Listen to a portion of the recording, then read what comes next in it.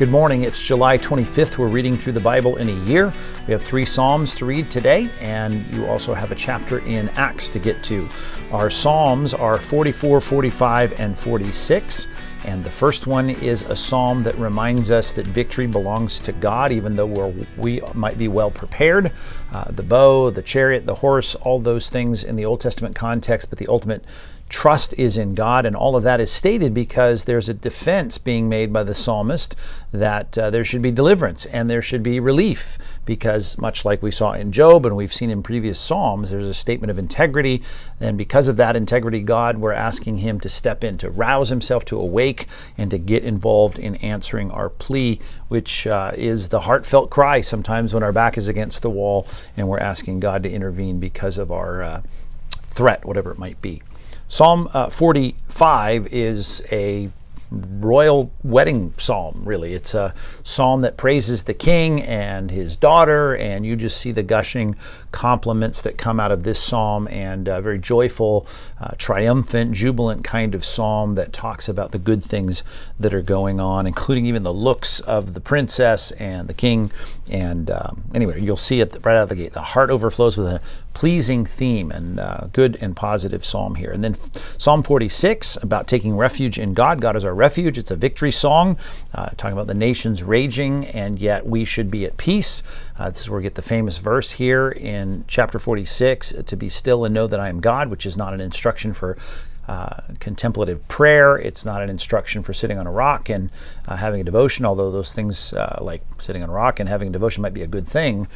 This is about not freaking out in the midst of the raging nations. Being still and knowing that we're God is being able to say that God is going to deliver, that we can be at peace, much like Jesus was in the hull of the boat on the storm on the Sea of Galilee. We trust in God and we can be at peace. Our New Testament reading is in Acts 25. We've got a whole contingent now coming to Jerusalem, the Jews that want to accuse Paul. Paul, remember, is in custody in Caesarea Maritime there on the Mediterranean coast. We had Felix, who was the governor there of the Roman province of Judea. Now we have Festus, who's taken his place.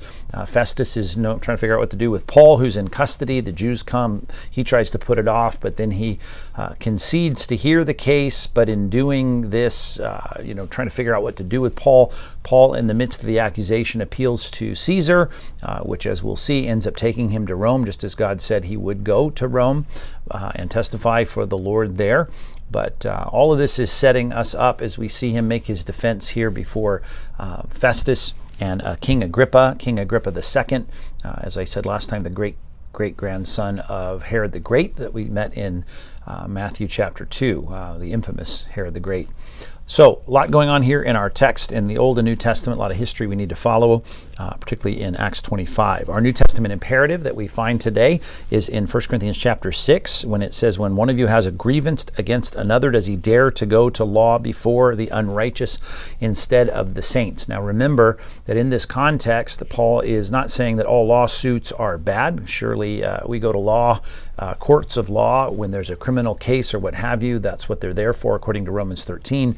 But when it comes to the kinds of small claims courts, if you will, that were available to the Corinthians as they're available to us, when there's a conflict of some kind, a disagreement between Christians within the Church of Corinth, they weren't supposed to go to small claims court or find some secular arbitration or some kind of mediator that's out there to solve their problem. They ought to be able to solve the problem in the church. Even someone of the lowest rank in the church, if they have the Spirit of God in them and they're Christians, hopefully, Paul is saying in a hyperbolous way, even the lowest among you in terms of rank or stature ought to be able to solve the problems, because we are going to judge angels. So I put it this way: let wise Christians among you solve your disputes. Let wise Christians among you solve your disputes. You have a dispute and you can't solve it with the party you're dealing with in the body of Christ.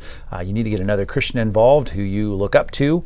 And again, Paul said it in a hyperbolous way. It didn't even have to be that, which of course we're saying, of course, find the wisest person you can and that is available to sit down with you and resolve the conflict, and then let their decision be binding, like a binding arbitration you might go through in some situation. We are going to say, we're going to let the godly among us and the wise among us prove that by being able to settle disputes we might have. And hope that's not something you have to apply today, but that is a community imperative that is certainly just a fundamental expression of our trust in the fact that God's Spirit and His wisdom resides in God's people, and we ought to be able to solve our disputes among ourselves whenever possible.